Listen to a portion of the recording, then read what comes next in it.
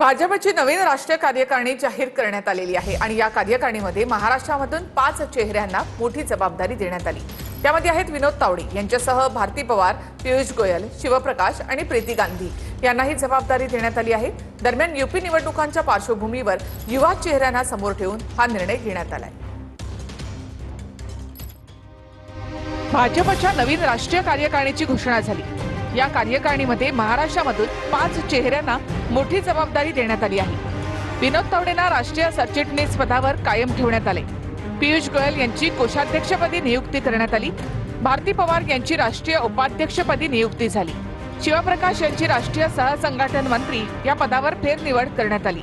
Social media सहसंयोजक म्हणून प्रीती गांधी यांना संधी देण्यात आली। नितीन नबीन यांच्या अध्यक्षतेखाली हा मोठा फेरबदल करण्यात आलाय। 45 वर्षांच्या नितीन नबीन यांनी 50 वर्षांच्या आसपास वय असणारे चेहरे संघटनेमध्ये ठेवले आहेत। 2027 मधील उत्तर प्रदेश विधानसभेची निवडणूक डोळ्यासमोर ठेवून हे बदल करण्यात आले आहेत। युवा चेहऱ्यांसह 12 महिलांना संघटनेमध्ये स्थान देण्यात आलं।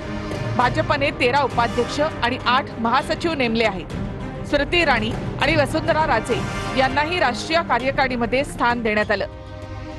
राष्ट्रीय कार्यकारिणीमध्ये उत्तर प्रदेशच्या सर्वाधिक 6 पदाधिकाऱ्यांना संधी देण्यात आली। दिल्लीचे 6, महाराष्ट्राचे 5, राजस्थानचे 3, बिहारचे 2, केरळचे 2 आणि इतर राज्यांमधून प्रत्येकी एकाला संधी देण्यात आली आहे। मला अतिशय आनंद आहे की राष्ट्रीय अध्यक्ष आमचे श्री नितीन नबीनजी यांनी एक नवीन टीम घोषित केलेली आहे। अतिशय चांगली टीम आहे।